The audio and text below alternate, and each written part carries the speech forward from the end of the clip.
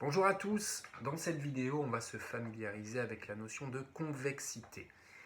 Alors se familiariser ça veut dire qu'on va déjà avoir la méthode qui va nous permettre de savoir si une fonction est convexe ou concave et sur quel intervalle elle est convexe ou concave. Alors on va rappeler déjà la définition. Alors c'est pas purement la définition parce que la définition ça parle de séquente, mais un des corollaires de la définition c'est une propriété qui associe la convexité d'une fonction sur un intervalle à sa position au-dessus de ses tangentes. Une fonction convexe sur i, c'est une fonction dont la courbe représentative sera située au-dessus de toutes ses tangentes sur un intervalle. Et à l'inverse, une fonction concave, ça va être une fonction dont la courbe est située en dessous de ses tangentes. Alors pour se rappeler de ça, on pense à cave, c'est pas bien, une cave c'est en dessous, donc la fonction elle est en dessous, la courbe est en dessous. Et convexe, c'est plutôt cool, donc une fonction convexe, sa courbe est située au-dessus de ses tangentes. Donc ça, c'est une caractérisation liée aux tangentes. Et puis il y a une autre propriété, heureusement, parce qu'elle, on va le voir, nous sauver, parce que quand on a des calculs, finalement, quand on a un raisonnement analytique, c'est toujours finalement plus simple, enfin c'est bien souvent plus simple que d'essayer de démontrer les choses géométriquement, de les démontrer géométriquement, avec des histoires de tangentes. Donc la deuxième propriété, c'est celle qui associe la convexité d'une fonction au signe de sa dérivée seconde. Alors, l'association, c'est en fait l'équivalence entre f convexe et puis f seconde positive sur un intervalle. Et donc à l'inverse, une fonction elle est concave si et seulement si sa dérivée seconde elle est négative sur un intervalle. Alors, moi j'aimerais qu'on parte d'un exemple qui est celui de la fonction f de x égale x fois exponentielle de x. Voilà, donc ça c'est une petite fonction produit. Et puis je vous ai sommairement tracé la courbe représentative de cette fonction. Donc on pourrait l'étudier, cette fonction. Alors pour étudier une fonction, c'est-à-dire son sens de variation, on dérive, bien sûr, et puis on étudie le signe de la dérivée, et puis on en déduit les variations de la fonction. Alors nous, on va s'intéresser finalement pas à ces variations, mais à sa convexité. Et alors sa convexité, on pourrait essayer d'utiliser finalement ce qu'on voit là, la propriété numéro 1, qui va être d'essayer de voir où est-ce qu'est la courbe par rapport à ses tangentes. Et puis on s'aperçoit bien sûr qu'on va pouvoir faire que des conjectures, parce que là, en plus surtout avec mon tracé qui n'est pas terrible, ça va être difficile de prouver quoi que ce soit. Alors, on peut quand même réaliser que sur la partie de droite, là, la partie où finalement c'est l'exponentielle qui montre toute sa puissance et qui va faire monter en flèche cette fonction x fois exponentielle de x, si on s'amusait à représenter, à imaginer où peuvent être les tangentes, en fait, on les imagine, par exemple en ce point, on les imagine un peu comme ça, excusez-moi, c'est très mal tracé, voilà. Et puis on peut réaliser que vu finalement la croissance exponentielle, comme son nom l'indique, de la fonction, la courbe, elle va être située ici au-dessus de sa tangente. Et puis si on va un petit peu plus bas, pareil en fait, voilà, on se dit la courbe elle va être située au-dessus de la tangente. Si on se met par ici, on peut se dire oui, pareil, en fait là, dans toute cette zone-là, ok, il semblerait que la courbe elle soit au-dessus. Quand j'arrive ici, là, finalement je suis au niveau du minimum de la fonction, parce qu'il semblerait qu'elle ait un minimum. C'est pareil en fait, là vous voyez bien qu'il y a une tangente horizontale, parce qu'il y a un minimum, on se dit, ok, là, pareil, la courbe elle est au-dessus. Et puis quand on avance un tout petit peu, quand on recule, quand on va vers la gauche, on se dit, là, pareil, finalement, la courbe elle est au-dessus de cette tangente. Et puis on avance, et puis quand même on se dit, au bout d'un moment, là, en allant vers la gauche, il y aura forcément un endroit à partir duquel on aura des tangentes qui commenceront à être au-dessus, c'est-à-dire une courbe qui est située en dessous. À partir de quel moment? À partir de ce qu'on appelle un point d'inflexion. Donc, le point d'inflexion, on ne voit pas très bien où est-ce qu'il est là, mais on se dit, il doit être par là. C'est par là que la courbe va infléchir, finalement, va changer d'inflexion. C'est-à-dire, va passer de l'autre côté de ses tangentes. Donc, finalement, on peut conjecturer la chose suivante. Par là, la fonction sera convexe, et par là, elle sera concave. Oui, mais alors si on veut plus de précision, ça veut dire quoi par là? Il est où ce point? Parce que là, c'est hyper difficile de le trouver graphiquement. Moi, je ne le vois pas avec précision ici. Alors, on va bien sûr utiliser la propriété numéro 2.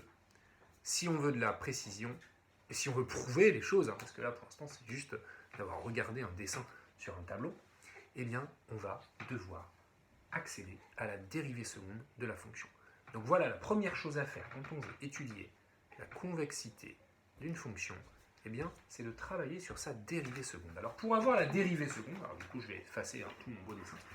Pour avoir, on se rappellera quand même qu'on a conjecturé qu'elle était concave puis convexe. Par contre, on ne sait pas trop à quel moment ça change de convexité. Pour avoir la dérivée seconde, encore faut-il avoir la dérivée première, c'est-à-dire la dérivée tout court. Et pour avoir la dérivée première, encore faut-il comprendre et expliquer que la fonction, elle est dérivable sur, d'ailleurs, quel intervalle ici? Quel est le domaine de définition? Le domaine de définition, c'est R tout entier, l'ensemble des réels, parce que l'exponentielle, elle est définie sur R, et puis X, c'est défini sur R, bien sûr. Donc, par produit, cette fonction est définie sur R. Et c'est également par produit que cette fonction est dérivable sur R. Pourquoi? Parce que la fonction qui a X associe X, elle est dérivable sur R, bien sûr, c'est une fonction affine, et la fonction exponentielle, elle est dérivable sur R, donc par produit de fonctions dérivables sur R, la fonction f est dérivable sur R. Et on va la dériver, cette fonction. Pour la dériver, on reconnaît sa forme, u fois v, avec u égale x et v égale exponentielle de x, ce qui me donne u' égale 1, v' égale exponentielle de x. Et quand j'applique ma petite formule, et que je remplace tranquillement, u'v, 1 exponentielle de x plus x exponentielle de x. Je factorise, x plus 1 exponentielle de x. Voilà l'expression de ma dérivée. Si la question était variation de f, alors on s'arrête là, on étudie le signe, et puis on en déduit les variations de f. Mais ma question, c'est pas ça, c'est la convexité. Donc j'ai pas fini. J'ai pas fini parce que j'en suis à f', et moi je veux f seconde. Alors je vais devoir recommencer. Alors pour recommencer, finalement, je vais quand même effacer un petit peu ça et noter l'expression de f', pour ensuite travailler sur l'éventuel f seconde. Donc f' de x, ça existe pour tout x réel, et ça vaut, donc on vient de le voir, x plus 1 exponentielle de x. Alors qu'est-ce que je fais? Ça c'est f', pardon. Qu'est-ce que je fais si je veux f seconde? Déjà, il faut que j'arrive à écrire que f' est dérivable. Alors est-ce que f' est dérivable? Bien sûr que f' est dérivable. Pourquoi? Eh bien, comme tout à l'heure finalement, c'est-à-dire qu'elle est dérivable par produit. Par produit de quoi? Par produit de deux fonctions dérivables sur R, lesquelles la fonction qui a x associe x plus 1, fonction affine, et la fonction exponentielle. Toutes les deux sont définies et dérivables sur R, donc par produit. Cette fonction f', elle est dérivable sur R, ce qui veut dire que f seconde existe sur R, j'ai le droit de le déterminer, j'ai le droit de dériver f'. Alors pour dériver f', pareil, j'ai besoin de deux petites fonctions auxiliaires u et v, parce que ça c'est un produit, c'est un u fois v. Alors j'aurais pu mettre d'autres lettres, tout à l'heure j'ai déjà utilisé u et v, c'est pas très grave. On a donc u ici qui est égal à x plus 1, on a v qui est égal à qui est égal à exponentielle de x, on a u' qui est égal à 1, et on a v' qui est égal à exponentielle de x.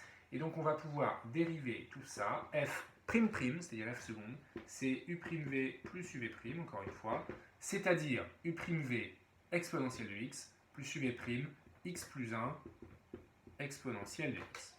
Voilà. Alors, on factorise, bien sûr. On factorise par exponentielle de x, ça fait exponentielle de x facteur de x plus 2. Voilà l'expression de f seconde de x.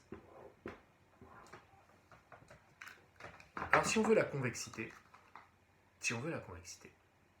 eh bien on va devoir étudier le signe de f seconde. Donc moi je vais quand même réécrire ici. J'efface tout ça. On se rappelle que c'est exponentielle de x facteur de x plus 2. Je pourrais le mettre dans le même ordre que l'expression de f', c'est-à-dire x plus 2 facteur de l'exponentielle de x. Donc je note successivement les différentes dérivées. On pourrait aller très loin comme ça. D'ailleurs, on a l'impression qu'il y a une récurrence qui se dessine. On pourrait même se dire, la dérivée énième, ce ne serait pas x plus n facteur de l'exponentielle de x? Peut-être, pour un prochain exercice. C'est pas ce qui nous intéresse pour l'instant, nous c'est la convexité. On veut utiliser ça. Donc on va devoir étudier le signe de ça. Signe de ça. Comment on fait?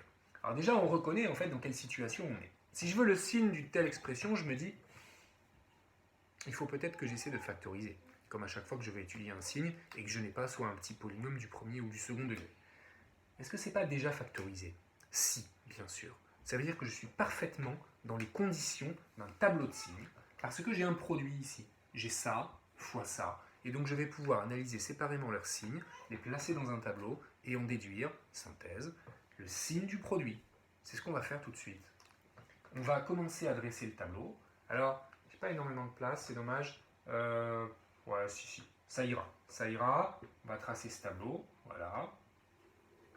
On va mettre x ici. On va mettre le domaine de définition moins l'infini plus l'infini. Je pense qu'on aura juste besoin de la racine de ce petit polynôme qui est moins 2. Pourquoi c'est moins 2? Parce que x plus 2 égale 0. Si et seulement si x égale moins 2, cette chose-là s'annule en moins 2. Et puis l'exponentielle de x ne s'annule jamais, donc il n'y aura pas de racine pour ce facteur-là. Donc il y a une seule racine qui est moins 2 que je mets ici. Et on y va. X plus 2, quel est son signe? Ça s'annule en moins 2. Le coefficient directeur ici est positif, donc moins 0 plus. Fonction affine. Exponentielle de x, c'est de quel signe? Positif, tout le temps, strictement. Je trace mon trait, je fais le produit des deux, qui s'appelle en fait f seconde, le produit des deux. Et donc le produit des deux, règle des signes, moins par plus ça fait moins, 0 ça fait 0, plus fois plus ça fait plus. J'ai trouvé le signe de la dérivée seconde de f.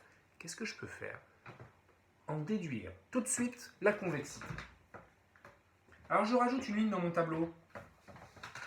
Ici, sur l'intervalle moins l'infini moins 2, ma dérivée seconde est négative. Je peux donc en déduire que f est concave sur l'intervalle moins l'infini moins 2.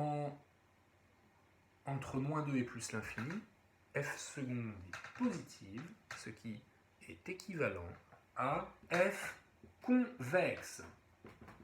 Alors voilà, on a étudié la convexité et on a justifié, on a prouvé que f était concave sur moins l'infini moins 2 et que f était convexe sur moins 2 plus l'infini. Alors on peut indifféremment ouvrir ou fermer les crochets en moins 2 parce que finalement une fonction convexe, on le voit, eh bien sa dérivée seconde est positive ou nulle. Donc en 0, bah, c'est convexe aussi et puis c'est concave aussi, c'est les deux à la fois. Si on veut encore un peu plus de précision, on peut parler de stricte concavité et de stricte convexité. Donc sur cet intervalle, en moins 2 ouvert, elle est strictement concave, et sur moins 2 ouvert plus l'infini, elle est strictement convexe. Qu'est-ce qui se passe en moins 2? En moins 2, la dérivée seconde, elle s'annule avec un changement de signe de part et d'autre de cette annulation. Qu'est-ce que ça signifie? Ça signifie qu'en ce point-là, en moins 2, eh bien, il y a ce qu'on appelle un point d'inflexion. Un point d'inflexion qui correspond à un changement de convexité. C'est notre fameux point d'inflexion qu'on recherchait tout à l'heure sur ma courbe. Et on ne savait pas trop si c'était en moins 2, en moins 1, en moins 3, en moins 2,4, en moins E, on n'en sait rien. Là, on le sait, c'est en moins 2. Alors, souvent, les points d'inflexion, on aime bien en donner les coordonnées. Alors, les coordonnées, comment on les calcule? On a déjà l'abscisse, parce que l'abscisse du point d'inflexion, c'est moins 2. Le point d'inflexion, on peut l'appeler I. Donc, son abscisse, c'est moins 2. Comment je calcule son ordonnée? C'est un point de la courbe, ne l'oublions pas. Donc, son ordonnée, c'est f de moins 2, bien sûr. Et f de moins 2, je peux le calculer, finalement. F de moins 2, ça fait moins 2 exponentielle de moins 2. Alors, voilà les coordonnées du point d'inflexion. Moins 2 et moins 2 exponentielle de moins 2, qui peut s'écrire aussi moins 2 sur e carré, si on veut. Voilà, à travers un exemple, la méthode d'étude de convexité et concavité, ensemble, d'une fonction. On s'assure qu'elle est dérivable, 2 fois dérivable. On la dérive une première fois, une seconde fois. On étudie le signe, on en déduit la convexité, la concavité. Et puis ensuite, éventuellement, on regarde la courbe et puis on s'assure que c'est conforme à notre conjecture initiale. On vérifie que, ah oui, c'est vrai, là, quand je suis par là, en effet, les tangentes, la courbe, elle a l'air d'être au-dessus des tangentes, en dessous des tangentes. Et puis quand je suis par là, ouais, f est convexe, en effet, la courbe, elle a l'air d'être située au-dessus de toutes ces tangentes.